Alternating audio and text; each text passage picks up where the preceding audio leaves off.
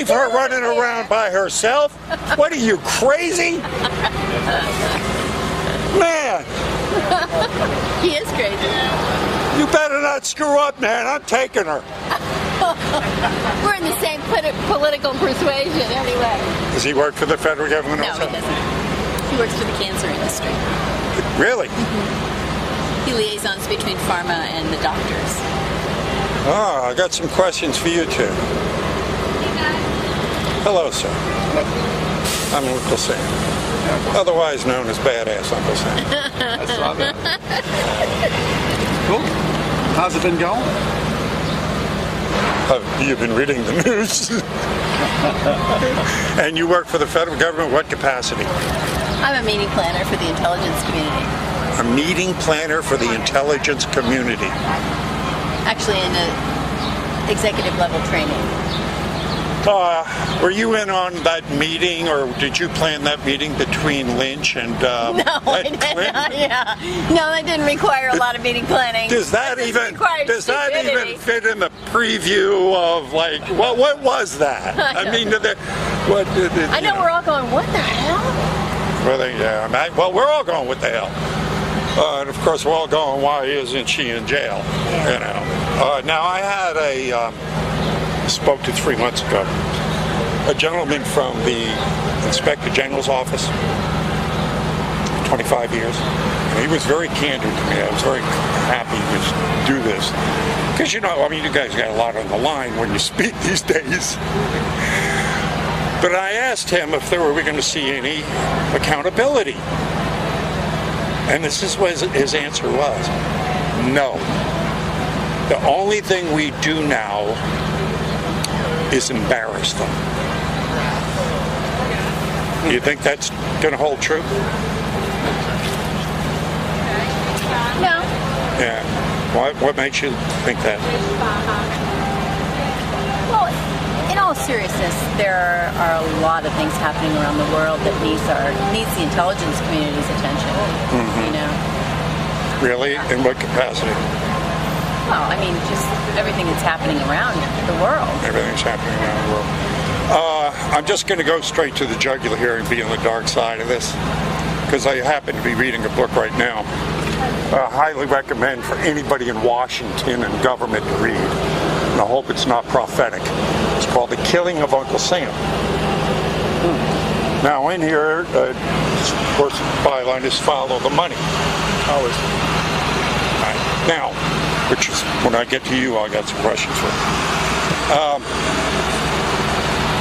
This goes back to Cecil Rhodes and the formation of the Anglo-American cabal of elites to project themselves and their idea of the world, the New World Order, as it were,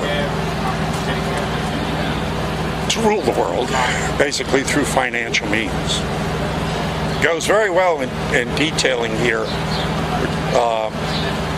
the entry of the intelligence agencies and them being funded by dark money, basically running drugs.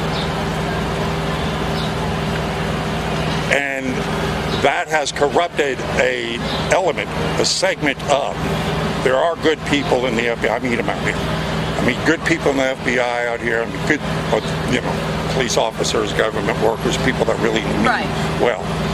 But there is no denying that there is a deep state within the intelligence agencies. Oh, yeah. I mean, it's coming out right now with the... Well, look at Brennan. Yeah. A guy that He's freaking out, you know. took his oath of office on a Koran. Right. I haven't heard much about him in the past week, but... No, he's been pretty quiet lately. Yeah, but I imagine he's lowering up, or maybe all of them are looking for their rat holes. Do you think we're going to finally see some accountability and some chunks taken out of the deep state? I don't know. What do you think? Yeah, probably. I think you'll see. I think they'll. Part of the problem is they have outlets now. So if McCabe, after he gets his legal stuff taken care of, he'll be a CNN guy making as much money or more. And that's part of all those guys like Brennan. That's a perfect example. Yeah. Do you think the American people are going to put up with just having these guys rewarded for their criminality? No, and that's the basic change. It's that populist. So what will happen if the people reject that? Yeah, but have you seen the up-and-coming people? The millennials are so uninformed and don't want to be informed and are not interested. Well, I've also talked to a great many of them out here that are. Well, that's good. I mean, that's one My thing daughter's about... a millennial, so based on her friend group, I mean, she's a smart girl and she's conservative. Yeah. But her friends aren't. Yeah, but here's the good news. It's always been a small group of dedicated people who change the course of history. No, that's true. The followers, the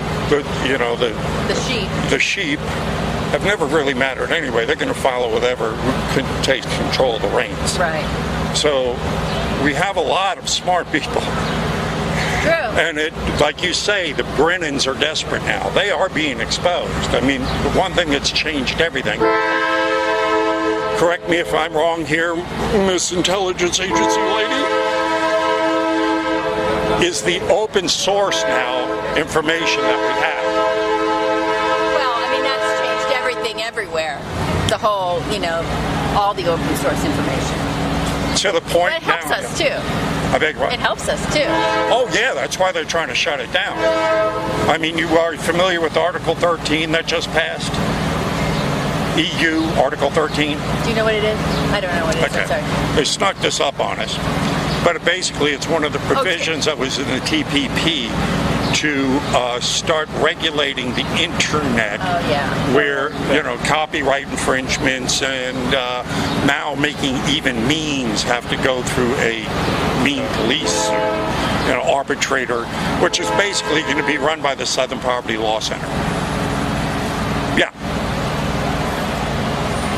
Now, again, this is the quelling of free speech, because they're losing on this end. These guys, nobody believes them anymore. Right. Things like Mockingbird and even the intelligence agencies that have placed all their operatives in all of the mainstream media, deals.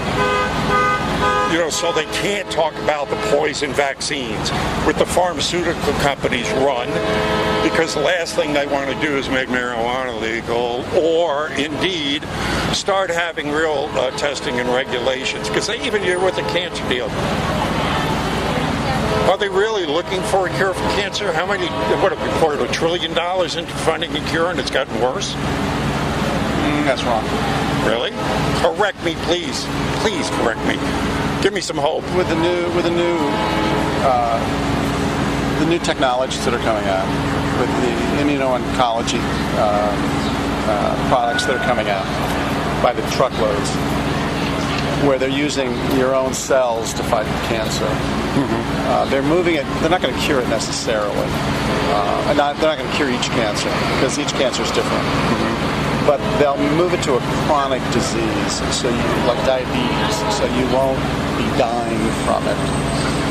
And the other thing they're doing, which I think is tremendous, is that in a few years, when you go see a doc about your prostate, okay, it's not about your prostate anymore. It's about the genes within the prostate that are either on or off, or whatever they might be. And these genes go across breast cancer, prostate cancer, pancreatic cancer. So it's going to be pan-cancer. Well, gene, DNO, biotech technology is the wave of the future. Right. But what I have to ask Ness is, who's going to be able to afford that? How expensive is it going to be? That's a separate question. But part of the problem is that I was just talking to somebody that they have a new drug coming out in sarcoma. That hasn't been a new drug in sarcoma in 20 years. And it'll give people another, the average is about 2 years right now, 2-3 years, all right? But there's only about 6,000 sarcoma patients a year. And the FDA costs about $1 billion to bring a drug to market because of FDA and government regulations and that kind of stuff. So that's why you see that's why you see the big numbers. That's one reason. The second reason is because Americans pay for this will piss you off. We pay $100,000, so Africa can have that drug free Yeah, I knew that. So it's so complicated and so convoluted. But in another instance too. It's actually now, who do you represent? Now, one other quick question. Sure. In somebody's long cancer world, if they, their journey, drugs only account for about 30% of the cost. 80% of cancer patients, 20% of cancer patients use 80% of the resources. Hospital costs, testing costs, the markup on drugs. I mean, it's hospital costs that really are indeed. Drivers. Yeah, I think So it's more than there's just, money. I mean, when you look at the two schools of healthcare that we could have taken a path down, and the one that was funded by the Rockefellers, of course, was the one where you can make money on it. There's no money in making and keeping people healthy, but there is a lot of money in trying to cure them after they get sick. Of course. So the holistic, now what of the holistic cures and studies that have been quelled? There was a guy, there was a documented case of a man in Canada who was making a tincture, oil, out of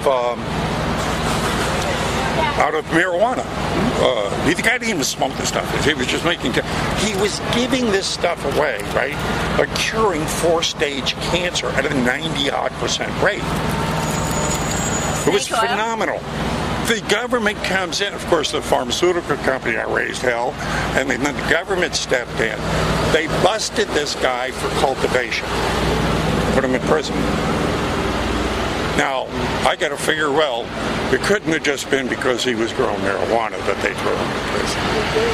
It had to be because he found a cure for a particular or cancer in general. I don't remember the study in particular. But would you say there are that pharmaceutical companies do things like that?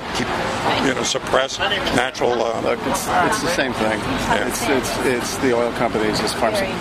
It's anything else. I'm sorry. That's all to follow the money, right? Just follow the money. Oh. Thank you very much. God bless the two of you for Yeah, can I buy one of those? Sure. How much are they? I don't know. Being that you work for the government, $10,000. I'm a poor worker. I'm not a rich worker. I know. Couple bucks? Yeah, sure. Whatever you want to do. Okay, here you go. Sure you don't want to lock her up, want you? Sure. I'll take that. Thank you. God bless you. Oh, thank you. Well. Yes.